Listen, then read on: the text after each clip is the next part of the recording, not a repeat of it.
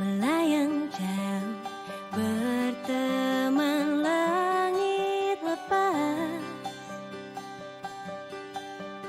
Terkadang kita lupa, dunia ini tak akan selamanya menunggu kita menaklukkan ragu, beranikan diri. Kan ku kejar mimpi dan ku terbang tinggi, tak ada kata tidak, ku pasti bisa. Kan ku coba lagi, ditemani pagi, tak ada yang tak mungkin, ku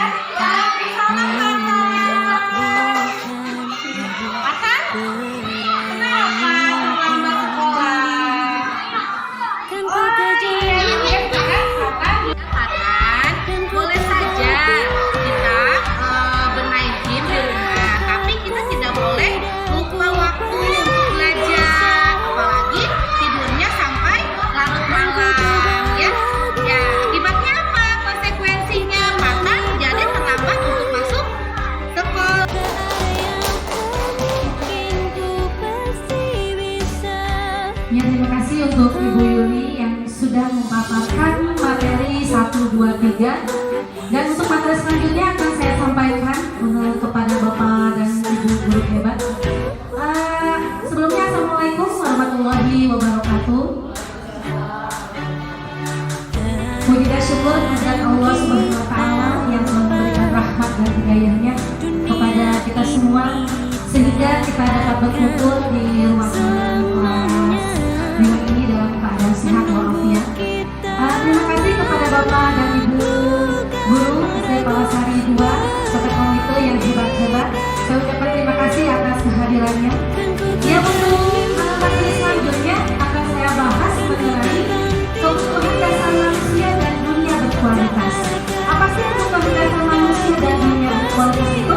Nah, kita akan sama-sama mengenal atau kita akan sama-sama mengenal bagaimana dalam selama pendidikan guru penggerak kami sudah banyak sekali mendapat ilmu yang sangat bermanfaat dan sangat berguna bagi diri saya sendiri, terutama diri saya sendiri dan untuk siswa-siswa saya di sekolah. Dan mungkin Bapak Ibu dan Bapak Ibu di Palasari 2 nanti bisa menerapkannya di kelasnya masing-masing. Ya, tadi sudah dijelaskan mengenai budaya positif oleh Ibu Yuli. Bagaimana kita membangun budaya sekolah positif dengan lingkungan dan mendukung murid menjadi pribadi yang berdaya seimbang. Kemudian saya garis bawahi di sini bagaimana kita menciptakan siswa kita supaya menjadi siswa yang bahagia. Ya, karena untuk memerdekakan siswa menjadi bahagia itu kita selaku guru harus bisa menciptakan budaya positif dan disiplin positif di sekolah kita masing-masing. Dan terima kasih kepada Bapak Ustaz yang sudah menjadi pelopor disiplin positif di sekolah kita. Tepuk tangan dulu untuk Bapak Ustaz ya. Nah, untuk budaya positif di sekolah kita, bagaimana kita menciptakan siswa kita menjadi bahagia ini, mungkin siswa kita ini harus terpenuhi dulu dengan kebutuhan dasar. Kebutuhan dasar dari siswa itu nanti kita jelaskan bagaimana kebutuhan dasar ini memiliki semua tindakan manusia memiliki tujuan. Ya, semua yang kita lakukan adalah usaha terbaik kita untuk mendapatkan apa yang kita inginkan. Contohnya, ketika seorang murid melakukan suatu perbuatan yang bertentangan dengan nilai-nilai kebajikan.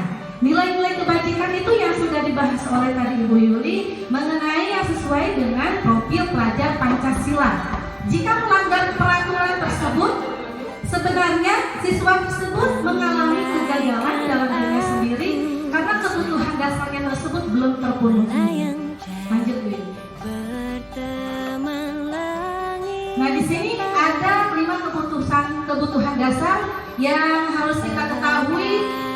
Yang pertama itu bertahan hidup. Bertahan hidup, kemudian yang kedua kesenangan, kebebasan, penguasaan, kasih sayang, dan rasa diterima. Nah, ini kebutuhan dasar ini harus kita ketahui, kita sebagai guru maupun sebagai orang tua di rumah, kita bisa menerapkan bagaimana kebutuhan dasar ini bisa terpenuhi oleh anak kita di rumah ataupun siswa kita di sekolah. Nah, satu persatu kebutuhan dasar hidup yang pertama adalah mengenai kebutuhan bertahan hidup atau survival.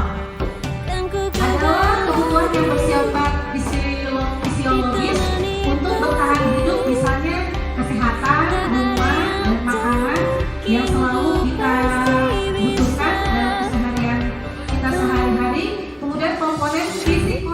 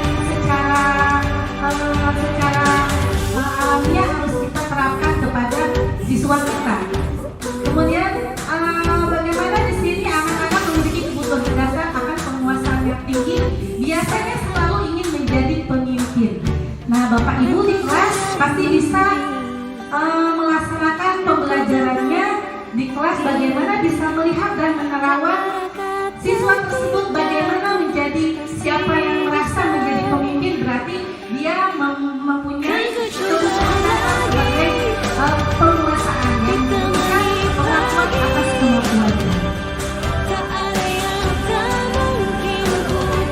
Kemudian selanjutnya mengenai kebebasan.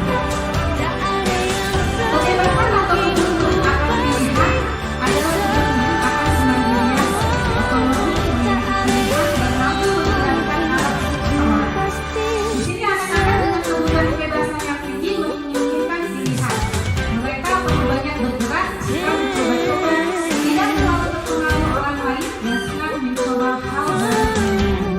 Di sini saya akan menjelaskan sedikit kreativitas anak di Palasari 2 ini sangat menonjol dan sangat bagus sekali.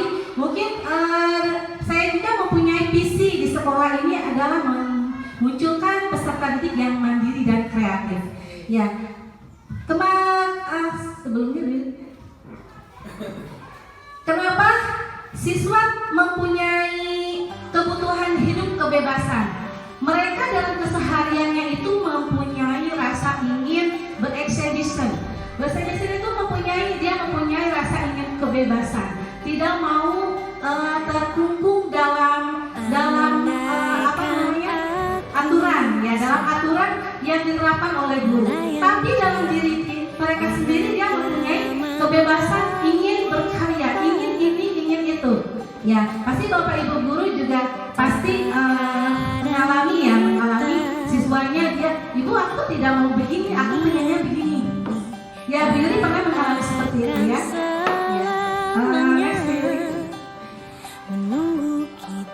Kemudian selanjutnya adalah kesenangan, kebutuhan untuk merasa senang. Kita sebagai manusia pasti ingin memenuhi kebutuhan kita untuk merasa senang.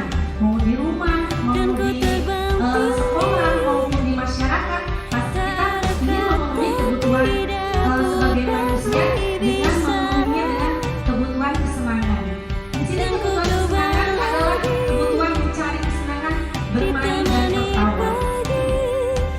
Dalam keseharian siswa kita di sekolah, kita mengalami atau memperhatikan siswa kita, dia ingin bebas bermain walaupun masih dalam pembelajaran. Sebenarnya kita tidak boleh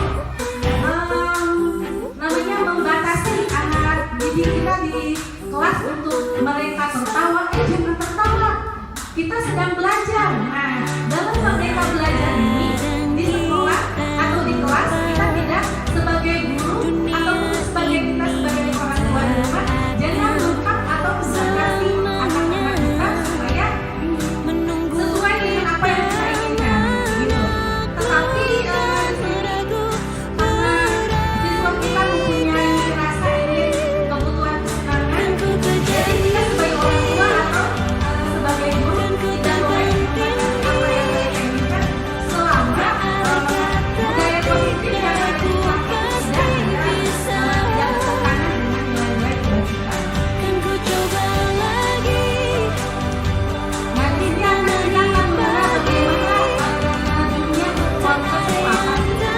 Di sini dunia berkualitas adalah tempat khusus dalam pikiran kita.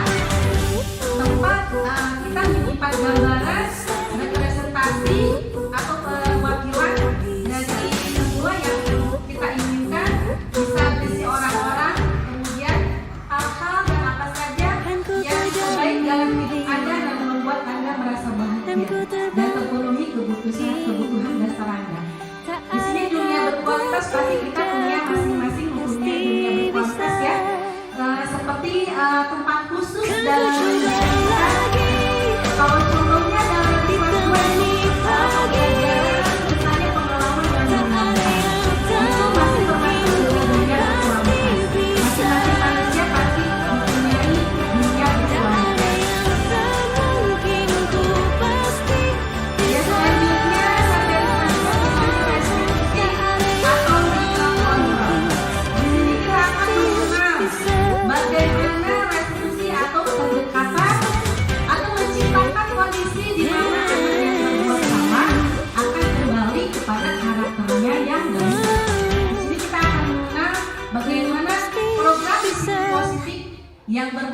pada murid yang dikembangkan oleh Diane Gosek dengan pendekatan retribusi yang disebut dengan 5 posisi kontrol. Dalam bukunya, Diane Gosek dalam bukunya Restitution Restructuring School Discipline mengemukakan bahwa guru perlu meninjau kembali penerapan disiplin di ruang kelas masing-masing, apakah sudah efektif, apakah sudah berpusat pada murid, apakah sudah memandirikan murid, apakah sudah memerdekakan murid di kelas, bagaimana dan mengapa. Banyak sekali pertanyaan-pertanyaan bagaimana kita menciptakan budaya positif di kelas masing-masing.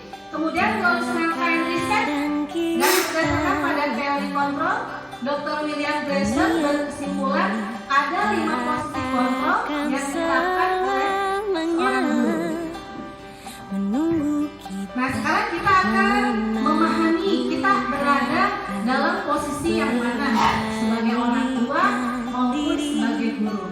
Di sini 5 posisi kontrol, ada pembuku, pembuat rasa bersalah, teman, pemantau, dan manajer. Nah, sekarang kita akan mengetahui di mana posisi kita.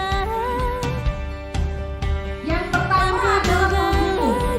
Seorang penghukum bisa menggunakan hukuman fisik maupun verbal. Yang tadi sudah dijelaskan sama guru ya. Yang menjalankan posisi penghukum mengatakan bahwa sekolah memerlukan alat yang lebih menekan murid-murid lebih dalam lagi.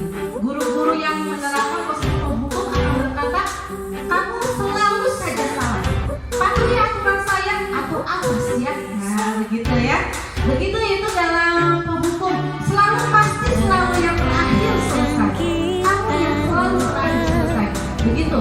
Itu adalah cenderung dengan nada dari seorang guru penghukum. Di sini tidak ada ya. Mudah-mudahan kita semua menjadi guru yang belajar ya. Kemudian hasilnya bagaimana? Riset membuktikan bahwa kita sebagai orang tua atau sebagai guru, jika kita menerapkan posisi kita di penghukum, kemungkinan murid marah dan berbeda atau bersifat agresif. Bisa jadi tidak kembali itu murid akan dicoret-coret bukunya. Nah, yang lebih parah lagi akan dicoret kendaraan bahkan ibu gurunya. Ya, itu bagaimana ya? Dan kemudian kita tidak boleh, mudah-mudahan tidak boleh posisi sebagai seorang guru atau sebagai orang tua penghukum. Kemudian posisi pembuat rasa bersalah. Ini juga sebenarnya harus kita hindari. Dalam suaranya lebih lembut, pembuat rasa bersalah akan menggunakan keheningan yang membuat orang lain merasa tidak nyaman dan bersalah atau rendah diri. Ya, di situ ada gambarnya anak menjadi pemenung karena merasa dirinya yang paling salah.